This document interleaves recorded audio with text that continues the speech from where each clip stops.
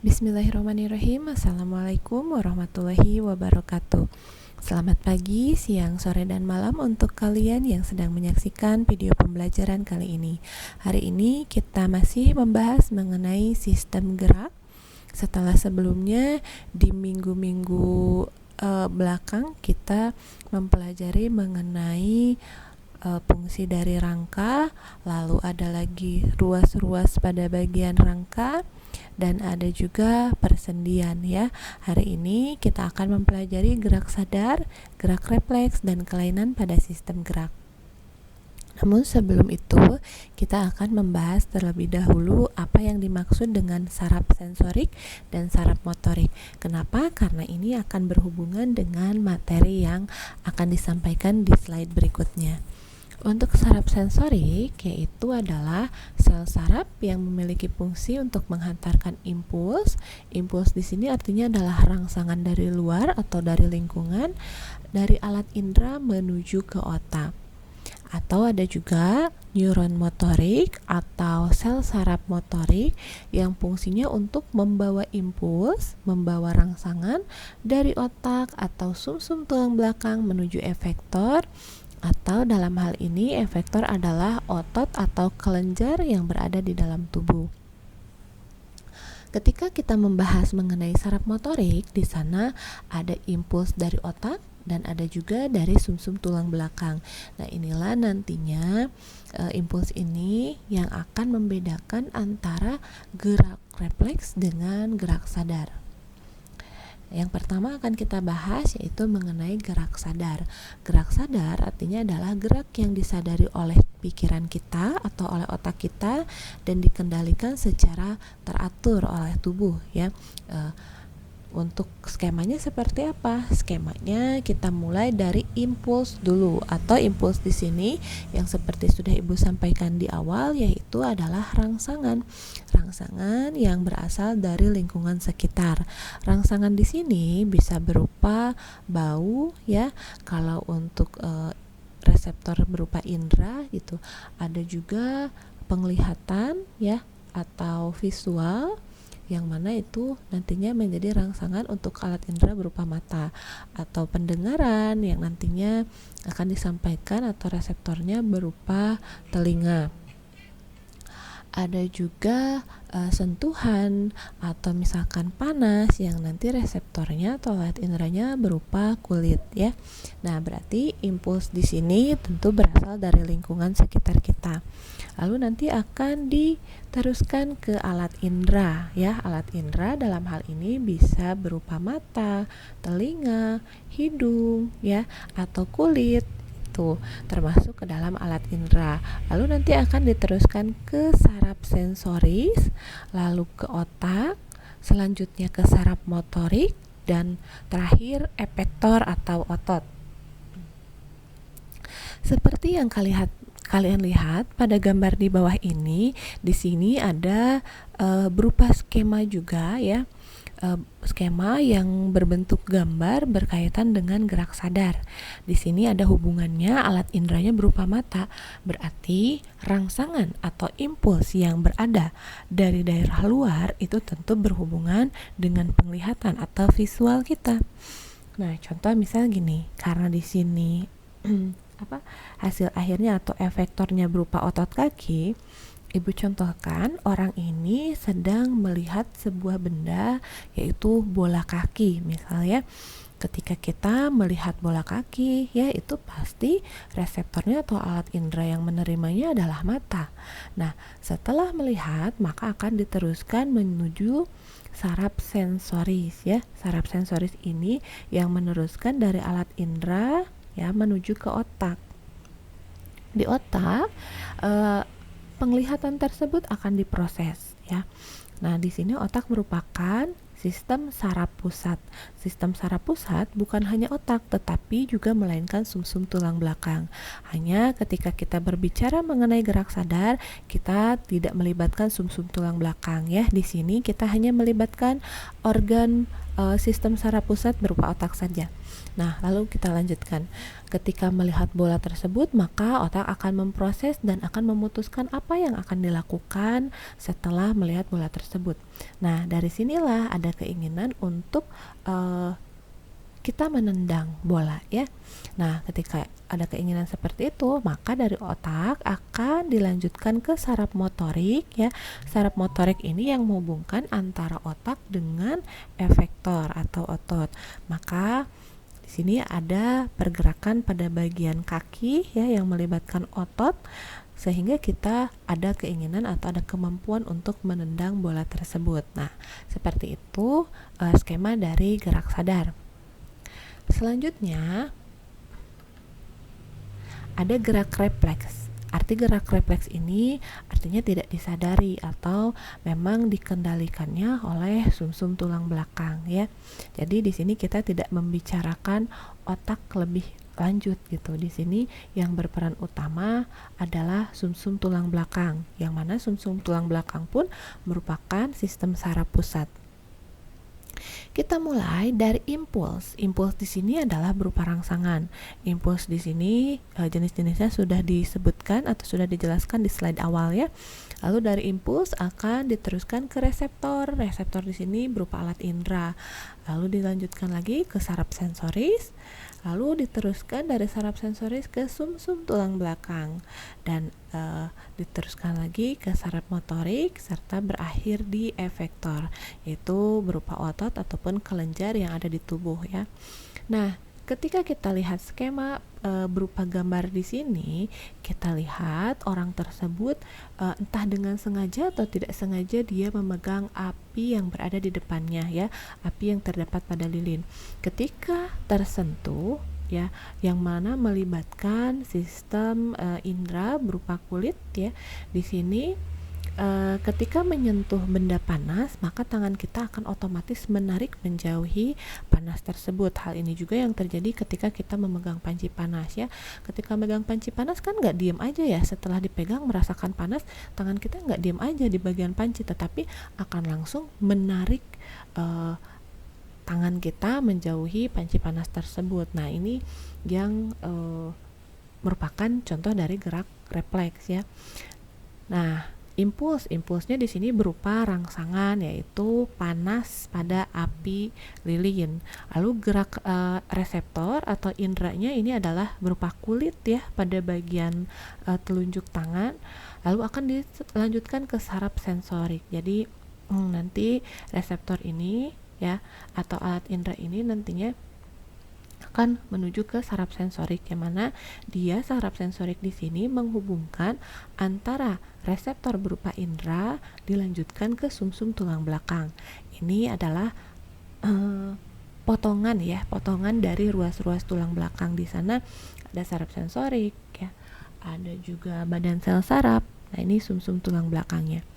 Lalu akan dilanjutkan ke saraf motorik, yang mana saraf motorik ini nantinya menghubungkan antara sumsum tulang belakang dengan efektor yang berupa otot, sehingga terjadilah gerakan refleks kita ya, menarik tangan menjauhi api tersebut. Itu yang dimaksud dengan gerak refleks. Sudah bisa ya membedakannya dengan gerak sadar. Jadi kuncinya ketika kalian melihat contoh soal dengan skema seperti ini, yang membedakan antara gerak sadar dengan gerak refleks adalah pada bagian setelah saraf sensorik. Apakah dilanjutkan ke otot? Apakah dilanjutkan ke otak? Jika ke otak, maka itu merupakan contoh dari gerak sadar. Tetapi jika setelah saraf sensorik itu adalah sumsum tulang belakang, maka artinya itu adalah contoh skema dari gerak refleks. Nah, selesai dari gerak refleks dan gerak sadar, kita akan melanjutkannya pada kelainan sistem gerak ya. Kelainan di sini bisa disebut juga dengan penyakit ataupun gangguan yang terjadi pada sistem gerak manusia. Yang pertama yaitu gangguan atau kelainan pada tulang berupa patahan atau disebut juga retakan disebut juga dengan fisura ya. Nah, hal ini terjadi karena kecelakaan ya atau insiden yang cukup fatal sehingga menyebabkan tulang pada bagian tubuh kita ini mengalami retak seperti ini ya. Nah, ini kayak ada garis pemisah, ini merupakan retakan pada tulang tubuh kita, khususnya biasanya terjadi pada tulang pipa. Ini disebabkan karena ada kecelakaan fatal ya. Jadi tidak mungkin karena misalkan kecelakaan yang biasa saja menyebabkan tulang tersebut retak seperti ini ya. Kalaupun terjatuh ya mungkin harus terjatuh dari ketinggian yang cukup gitu. Karena apa? Tulang tubuh kita ini kan keras ya, khususnya pada tulang dewasa keras karena sudah mengalami osifikasi atau proses pembentukan atau pengerasan tulang sehingga komposisinya yang merupakan tulang keras yang mana tidak mungkin dengan mudah terjadi yang namanya retakan. Nah, ini adalah fisura namanya, fisura atau retak tulang. Nanti kalian harus bisa membedakan mana retak, patah ataupun remuk gitu ya. Nah, ini karena selanjutnya kita akan membahas mengenai patah tulang. Jadi ada fisura, fisura itu retak pada bagian tulang. Kalau faktura atau fraktura ya, fraktura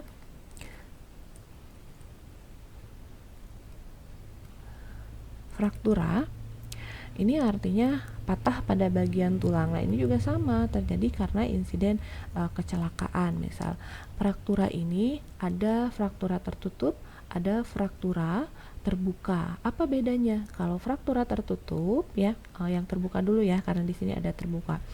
Fraktura terbuka artinya patah tulang sampai menembus otot dan kulit. Wah, berarti ini adalah kecelakaan yang sangat fatal sekali ya, yang sampai menyebabkan si tulang tersebut keluar dari jalurnya gitu ya, menembus kulit dan otot. Berarti ini sampai ke luar tubuh. Ini makanya terlihat patahannya melewati kulit dan otot kita, otot pada gambar.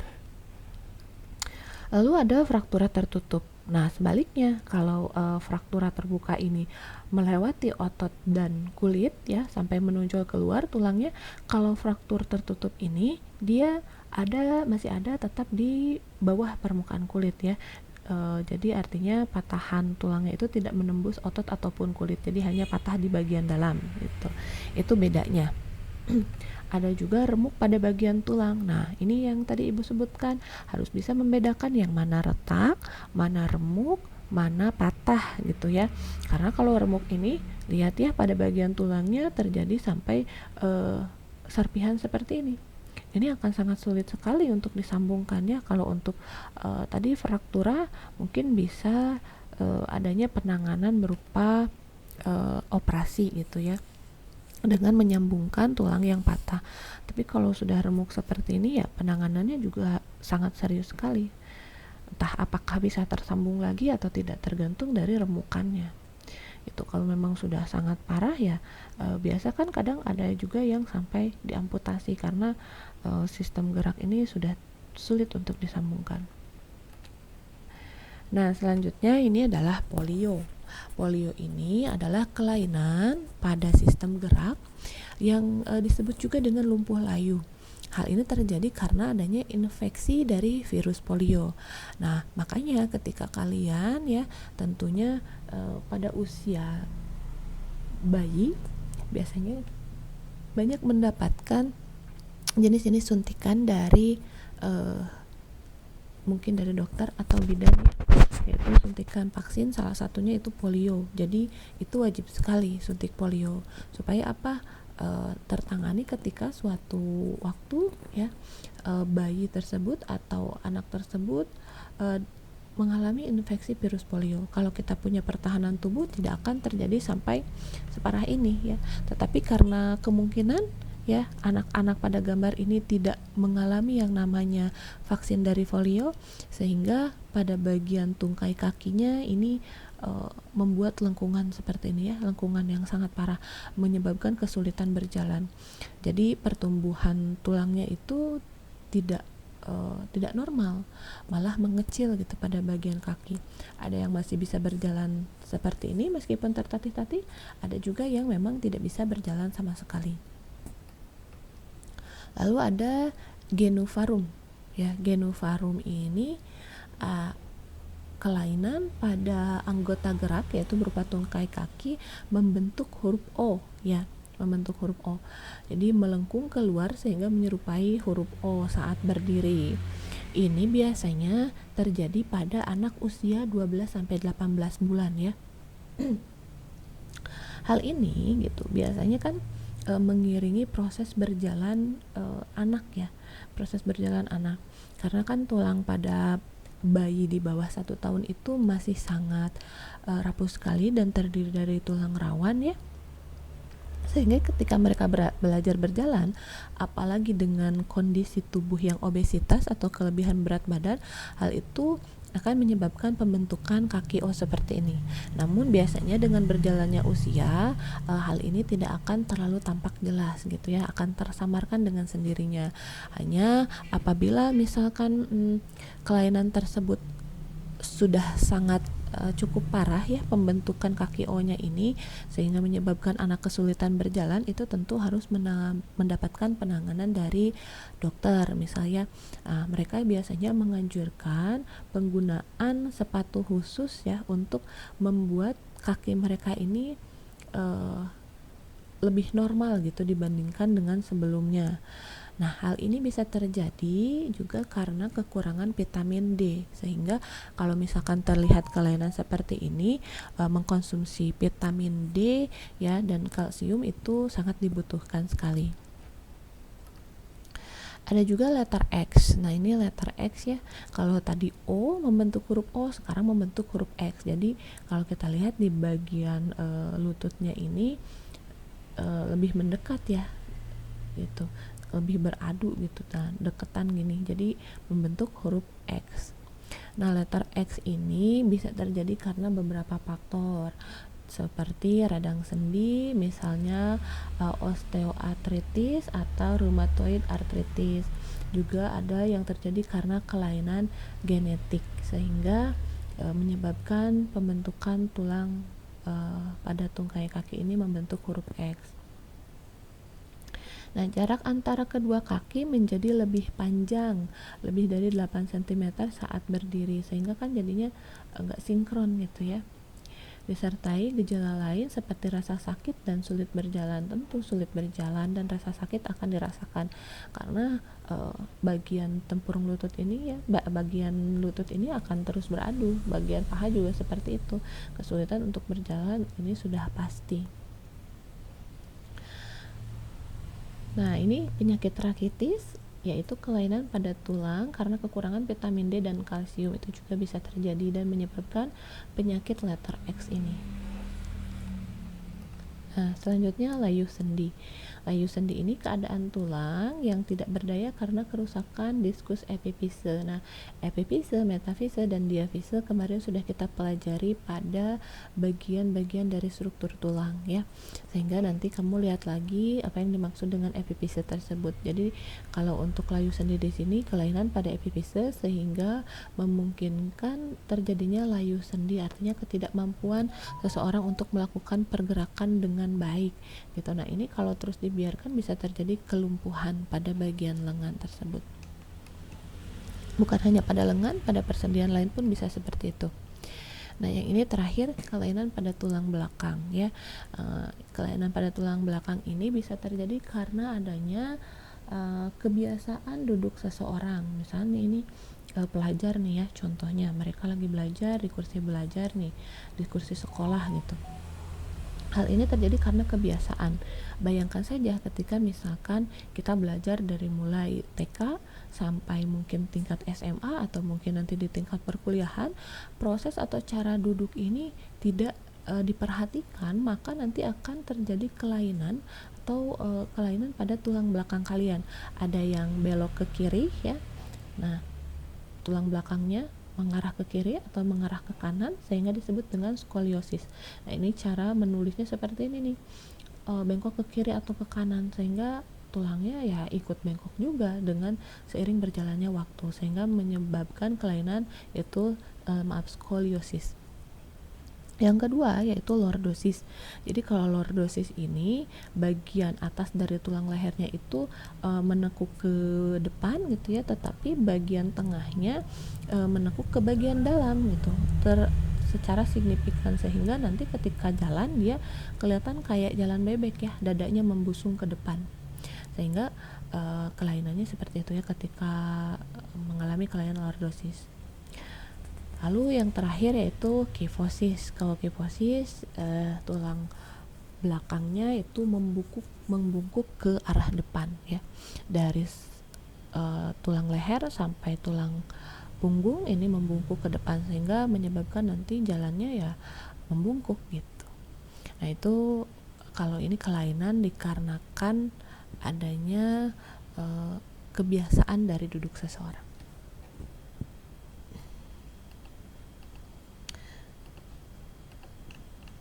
Nah seperti itu ya untuk pertemuan kali ini. Kita membahas mengenai dari gerak refleks, gerak sadar, dan kelainan pada sistem gerak. Dengan berakhirnya materi ini, yaitu artinya berakhir pula pembahasan mengenai sistem gerak. Jadi jika ada yang ingin ditanyakan, silahkan nanti menuju kolom komentar pada bagian Google Form, sehingga Ibu tahu gitu apa yang belum kalian pahami dan apa yang ingin diperjelas di materi ini.